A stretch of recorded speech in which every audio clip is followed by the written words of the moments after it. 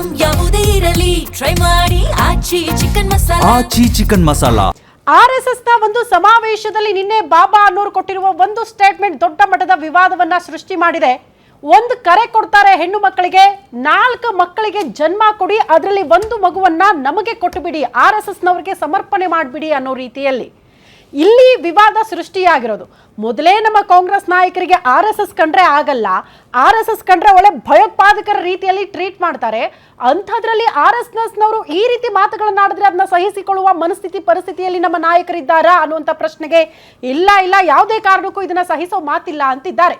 ಪ್ರಮುಖವಾಗಿ RSS ನವರು ಕೊಟ್ಟಿರುವ ಈ ಒಂದು ಸ್ಟೇಟ್ಮೆಂಟ್ ಯಾಕೆ ವಿವಾದ ಸೃಷ್ಟಿ ಮಾಡ್ತಾ ಇದೆ ಅಂದ್ರೆ, ನಮ್ಮ ದೇಶದಲ್ಲಿ ಜನಸಂಖ್ಯೆಯನ್ನ ಕಂಟ್ರೋಲ್ ಮಾಡಬೇಕು ಅನ್ನೋ ಕಾರಣಕ್ಕೇನೆ ಈ ಕುಟುಂಬ ಕಲ್ಯಾಣ ಯೋಜನೆಯಡಿ ಮನೆಗೆ 2 ಮಕ್ಕಳು ಸಾಕಪ್ಪ, ಆರ್ತಿಗೊಬ್ರು ಕೀರ್ತಿಗೊಬ್ರು ಅಂತ ಮುಂದುವರೆದು ಒಂದೇ ಮಗುಗೆ ಜನ್ಮ ಕೊಟ್ರೆ ಸಾಕು ಅನ್ನುವಂಥ ಪರಿಸ್ಥಿತಿಗೆ ತಂದೆ ತಾಯಿ ಬಂದಿದ್ದಾರೆ. ಅಂಥದ್ರಲ್ಲಿ ಈಗ 4 ಜನ ಮಕ್ಕಳು ಮಾಡ್ಕೊಂಡು ಒಂದು ಮಗುನ RSS ಕೊಡಬೇಕು ಅಂತ ಅಂದ್ರೆ ಯಾವ ಸಂದೇಶ ಕೊಡ್ತಿದ್ದೀರಿ ಅನ್ನೋದನ್ನ ಪ್ರಶ್ನೆ ಮಾಡ್ತಿದ್ದಾರೆ ಜನಸಾಮಾನ್ಯರು ಕೂಡ.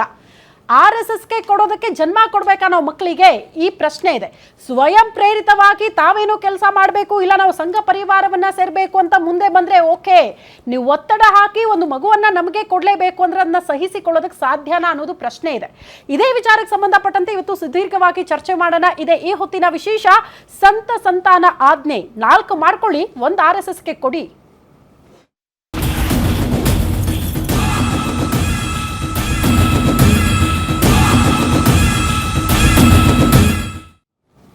ಬಾಬಾ ಬಾಗೇಶ್ವರ್ ಅವರು ಮಾತನಾಡಿರುವಂತಹ ಮಾತುಗಳು ಅತಿ ದೊಡ್ಡ ವಿವಾದವನ್ನ ಸೃಷ್ಟಿ ಮಾಡಿದೆ, ಅತಿ ದೊಡ್ಡ ಚರ್ಚೆಗೆ ಗ್ರಾಸ ಆಗ್ತಾ ಇರುವಂತಹ ವಿಚಾರಗಳು. ಹಾಗಾದ್ರೆ ನಿನ್ನೆ ನಡೆದಂತಹ ಕಾರ್ಯಕ್ರಮದಲ್ಲಿ ಬಾಬಾ ಬಾಗೇಶ್ವರ್ ಅವರು ಏನ್ ಮಾತಾಡಿದ್ರು, ಯಾವೆಲ್ಲ ವಿಚಾರಗಳು ಪ್ರಸ್ತಾಪ ಆಯಿತು, ಆ ಕುರಿತ ಡೀಟೇಲ್ಸ್ ಇದು. ಭಾರಿ ಚರ್ಚೆಯನ್ನ ಹುಟ್ಟು ಹಾಕಿದೆ ಬಾಬಾ ಬಾಗೇಶ್ವರ್ ಅವರ ಸ್ಟೇಟ್ಮೆಂಟ್. ನಾಗ್ಪುರದಲ್ಲಿ ನಡೆದ ಕಾರ್ಯಕ್ರಮವೊಂದರಲ್ಲಿ ಬಾಬಾ ಅವರು ಭಾಷಣ ಮಾಡ್ತಾರೆ, ಅದರಲ್ಲಿ ಈ ವಿಚಾರ ಪ್ರಸ್ತಾಪ ಆಗುತ್ತೆ. ಭಾಷಣದ ವೇಳೆ ಭಾರತೀಯರು 4 ಮಕ್ಕಳನ್ನ ಹೆರೆಯೋದಕ್ಕೆ ಸಲಹೆ ಕೊಡ್ತಾರೆ. 4 ಮಕ್ಕಳನ್ನ ಹೆತ್ತು ಒಂದು ಮಗುವನ್ನ RSSಗೆ ಕೊಟ್ಬಿಡಿ. RSS ಹೊಗಳುವ ವೇಳೆ ಜನರಿಗೆ ಬಾಬಾ ಅವರು ಈ ರೀತಿ ಸಲಹೆ ಕೊಟ್ಟಿದ್ದಾರೆ. RSSಗೆ ಮಕ್ಕಳನ್ನ ಕಳಿಸಿದ್ರೆ ದೇಶ ಸೇವೆ ಆದಂತೆ, ದೇಶ ಸೇವೆಗೆ ಕಳಿಸ್ಕೊಟ್ಟಂತೆ. ಕಾರ್ಯಕ್ರಮದಲ್ಲಿ ಸರಸಂಘ ಚಾಲಕ ಮೋಹನ್ ಭಾಗವತ್ ಅವರು ಕೂಡ ಭಾಗಿಯಾಗಿರ್ತಾರೆ. ಅವರ ಸಮ್ಮುಖದಲ್ಲೇ ಈ ಮಾತುಗಳನ್ನಾಡಿದ್ದಾರೆ. ನಿತಿನ್ ಗಡ್ಕರಿ ಇದ್ರು, ಮಹಾಸಿಎಂ ಫಡ್ನವೀಸ್ ಅವರು ಕೂಡ ಈ ಕಾರ್ಯಕ್ರಮದಲ್ಲಿ ಭಾಗಿಯಾಗಿರ್ತಾರೆ. ಭಾಗವತ್, ಗಡ್ಕರಿ, ಫಡ್ನವೀಸ್ ಹಾಜರಾತಿಯಲ್ಲೇ ಈ ರೀತಿ ಸ್ಟೇಟ್ಮೆಂಟ್ ಕೊಟ್ಟಿರೋದ್ರಿಂದ ದೊಡ್ಡ ಮಟ್ಟದ ವಿವಾದ ಮತ್ತು ದೇಶದಾದ್ಯಂತ ಭಾರಿ ಚರ್ಚೆಯನ್ನ ಹುಟ್ಟು ಹಾಕ್ತಾ ಇದೆ.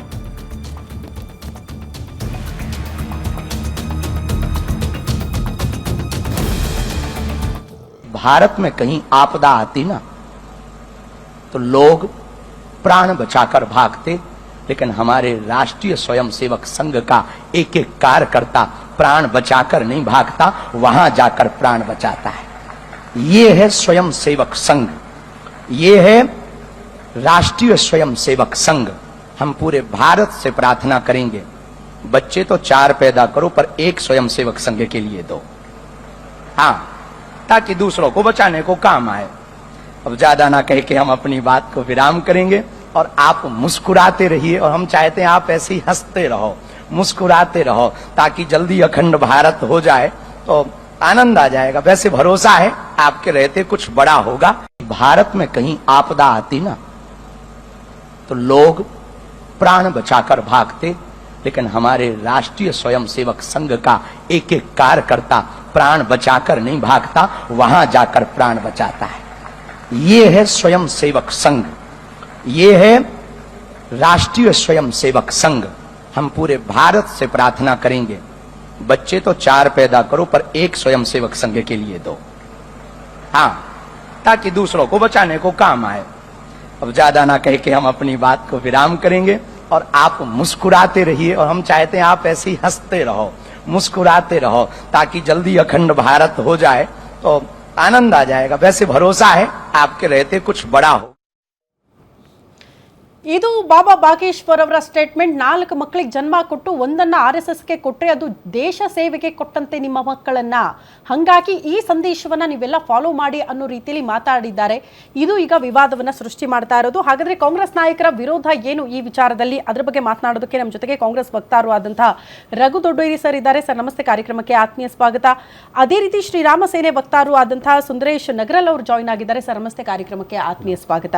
ರಘು ಸರ್, ಮೊದಲ ರಿಯಾಕ್ಷನ್, ಈ ಸ್ಟೇಟ್ಮೆಂಟ್ ಕೇಳಿದಾಗ ಏನ್ ಅನಿಸ್ತು ನಿಮ್ಗೆ? ಅಲ್ಲ ಕಾಂಗ್ರೆಸ್ ಮೊದಲೇ RSS ಕಂಡ್ರೆ ಆಗಲ್ಲ. ಅಲ್ಲ ಕಾಂಗ್ರೆಸ್ಗೂ ಈ ಹೇಳಿಕೆಗೂ ಸಂಬಂಧ ಇಲ್ಲ. ಮೊದಲನಾಗಿ let it make it very clear. ಕಾಂಗ್ರೆಸ್ನವ್ರಿಗೆ ಏನೋ ಬೇಜಾರಾಗ್ತದೆ ಅಂತ ಅಲ್ಲ, ಆದ್ರೆ ಇವತ್ತು ನಿಜವಾಗ್ಲೂ ಚರ್ಚೆ ಆಗ್ಬೇಕಾಗಿರ್ತಕ್ಕಂಥದ್ದು ಈ ಹೇಳಿಕೆಗಳನ್ನ ಯಾರು ಕೊಡ್ತಾರೆ, ಈ ಹೇಳಿಕೆಗಳನ್ನ ಕೊಡ್ತಕ್ಕಂಥವ್ರು ಯಾರು ಅಂತಂದ್ರೆ ಸೊ ಮೈ ಮುರಿದು ದುಡ್ದು ಕೆಲಸ ಮಾಡಿ ಮದುವೆ ಮಾಡ್ಕೊಂಡಿರ್ತಕ್ಕಂಥವ್ರಲ್ಲ. ಮೈ ಮುರಿದು ದುಡ್ದು ಮಕ್ಳು ಮಾಡ್ಕೊಂಡು ಮಕ್ಳಿಗೆ ಯೂನಿಫಾರ್ಮು ಸ್ಕೂಲ್ ಬಟ್ಟೆಗಳನ್ನ ಕೊಡ್ಸಿರ್ತಕ್ಕಂಥವ್ರಲ್ಲ, ಹೆಂಡತಿಗೊಂದು ಸೀರೆ ಕೊಡ್ಸಿರ್ತಕ್ಕಂಥವ್ರಲ್ಲ. ಅಂದ್ರೆ ಒಂದು ಮದುವೆ ಮಾಡ್ಕೊಳ್ಳೋಕೆ ತಾಕತ್ ಇಲ್ಲದೆ ಇರ್ತಕ್ಕಂಥವ್ರು ಮದುವೆ ಮಾಡ್ಕೊಂಡು ಮದುವೆ ಮಾಡ್ಕೊಂಡು ನೀವು 4 ಮಕ್ಳು ಮಾಡಿ ಅಂತ ಹೇಳೋದು ಇದಕ್ಕಿಂತ ಹಾಸ್ಯಾಸ್ಪದ ಹೇಳಿಕೆ ನಾನು ಯಾವುದನ್ನು ಕೇಳೋದಿಲ್ಲ. ಓಕೆ, ಇದು ಒಂದು ವೈಯಕ್ತಿಕವಾಗಿ ಹೇಳ್ತಿದ್ದೀನಿ, ಇದು ಒಂದು ಪಕ್ಷದ ವಿಚಾರ ಅಲ್ಲ, ಜನರಲ್ ಆಗಿ. ಯಾಕೆ ಅಂತಂದ್ರೆ ಆಗಿರೋ ತಾಕತ್ತಿರೋ ಫಸ್ಟ್ ನೀವು ಒಂದು 5 ಮಕ್ಳು ಮಾಡ್ಕೊಂಡು ಡಜನ್ ಮಕ್ಳು ಮಾಡ್ಕೊಂಡು ಪ್ರೂವ್ ಮಾಡಿ ಸ್ವಾಮಿ. ಸುಮ್ಮನೆ ಬೇರೆಯವ್ರಿಗೆ ಯಾರು ಹೇಳ್ತೀರ ಈ ವಿಚಾರ? ಹಳ್ಳಿ ಹೆಣ್ಮಕ್ಳಿಗೆ ಹೇಳ್ಬಿಟ್ರೆ ಪರ್ಕತ್ ನೋಡ್ಬಿಡ್ತಾರೆ.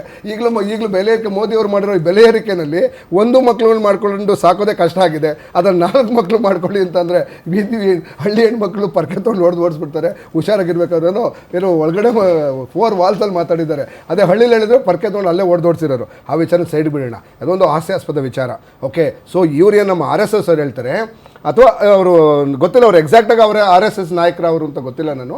ಬಟ್ ಸ್ವಾಮೀಜಿ ಅವರು ಇದ್ದಾರೆ, ವೈಯಕ್ತಿಕವಾಗಿ ಸ್ವಾಮೀಜಿಗಳ ಬಗ್ಗೆ ಗೌರವ ಇದೆ. ಆದರೆ ಈ ರೀತಿಯಾದ ತರ್ಕಬದ್ಧ ವಿಚಾರಗಳನ್ನು ಚರ್ಚೆ ಮಾಡಿ ಯಾವುದೋ ಒಂದು ವಿಚಾರವನ್ನು ಡೈವರ್ಟ್ ಮಾಡುವಂಥ ಪ್ರಯತ್ನ ಮಾಡ್ತಿದ್ದಾರೆ. ಅದು ನಿಜವಾಗ್ಲೂ ಇವತ್ತು ಚರ್ಚೆ ಆಗಬೇಕಾಗಿರ್ತಕ್ಕಂಥದ್ದು ಏನು ಅಂತಂದರೆ, ಈ ದೇಶದಲ್ಲಿ ಪ್ರತಿದಿನ 5,000 ಮಕ್ಕಳುಗಳು ಸಾಯ್ತಾ ಇದ್ದಾರೆ. ಮಾಲ್ನ್ಯೂಟ್ರಿಷನ್ ಇಂದ ಸರಿಸುಮಾರು 16 ಲಕ್ಷ ಜನರು ಇದು poor quality of health care ಇಂದ ಸಾಯ್ತಾ ಇದ್ದಾರೆ. ಸೊ ಈ ದೇಶದಲ್ಲಿ ಸರಿಸುಮಾರು 86 ಲಕ್ಷ ಜನ ಪ್ರೀಮೆಚ್ಯೂರ್ ಹೆಲ್ತ್ ಕೇರ್ ಅಂದರೆ ಕ್ವಾಲಿಟಿ ಹೆಲ್ತ್ ಕೇರ್ ಸಿಗದಿರ ಸಾಯ್ತಾ ಇದ್ದಾರೆ. ಅದರಲ್ಲಿ 58 ಲಕ್ಷ ಸಾಂಕ್ರಾಮಿಕ ರೋಗದಿಂದ ಸಾಯ್ತಾ ಇದ್ದಾರೆ. ರಫ್ಲಿ ಅರೌಂಡ್ ನೀವು ಪ್ರತಿ ವರ್ಷ 2 ರಿಂದ 3 ಕೋಟಿ ಜನರು ಈ ರೀತಿಯಾದಂಥ ಉತ್ತಮವಾದಂಥ ವೈದ್ಯಕೀಯ ಸೌಲಭ್ಯಗಳಿಲ್ಲದೆ ಸಾಯ್ತಾ ಇದ್ದಾರೆ. ಇದನ್ನು ದೂರ ಇಡೋದಾದ್ರೆ ಈ ದೇಶದಲ್ಲಿ ಇಷ್ಟೊಂದು ಸರಿಸುಮಾರು 6 ಲಕ್ಷ ಇನ್ಫ್ಯಾಂಟ್ ಮಕ್ಕಳುಗಳು ಸಾಯ್ತಾ ಇದ್ದಾರೆ. ಅದರಲ್ಲಿ 70% ಎಲ್ಲನೂ ಕೇವಲ 29 ರಿಂದ 30 ದಿನದೊಳಗಡೆ ಸಾಯ್ತಾ ಇದ್ದಾರೆ. ಈ ವಿಚಾರವನ್ನು ಚರ್ಚೆ ಮಾಡೋದು ಬಿಟ್ಟು ಈ ದೇಶದಲ್ಲಿರ್ತಕ್ಕಂಥ ಜ್ವಲಂತ ಸಮಸ್ಯೆಗಳನ್ನ ಬಗ್ಗೆ ಮಾತಾಡೋದು ಬಿಟ್ಟು ಅನ್ಎಂಪ್ಲಾಯ್ಮೆಂಟ್ ರೇಟ್ ಎಲ್ಲ ಹೋಗಿದೆ. ಒಂದು ಕಾಲದಲ್ಲಿ ಬೆಲೆ ಏರಿಕೆ 60 ರೂಪಾಯಿ 70 ರೂಪಾಯಿ ಸಿಕ್ಕಂತ ಬೆಳೆ ಇವತ್ತು 160 ರೂಪಾಯಿ ಆಗಿದೆ. 80 ರೂಪಾಯಿ ಸಿಕ್ಕಿದಂಥ 60-70 ರೂಪಾಯಿ ಸಿಕ್ಕಂತ ಪೆಟ್ರೋಲ್ ಇವತ್ತು 100 ರೂಪಾಯಿ ಆಗಿದೆ. ಈ ಬೆಲೆ ಏರಿಕೆಯಲ್ಲಿ ಬೆಂದಿರ್ತಕ್ಕಂಥ ಸಾಮಾನ್ಯ ಜನರ ಬವಣೆಯನ್ನು ಹೇಗಾದ್ರೂ ಮಾಡೋರು BJP ವಿರುದ್ಧ ಹೋಗ್ತಾರೆ ಅಂತೇಳಿ ಈ ರೀತಿಯಾದಂಥ ಡೈವರ್ಷನ್ ಟೆಕ್ನಿಕ್ ಏನು ಮಾಡ್ತಾ ಇದ್ದಾರೆ. ಈ ದೇಶದ ಜನರು ದಡ್ರಲ್ಲ, ನೀವೇನೇ ಒಂದು ಪ್ರಯತ್ನವನ್ನು ಮಾಡಿದ್ರು ಅದು ಅರ್ಥ ಮಾಡ್ಕೊಳ್ತಾರೆ.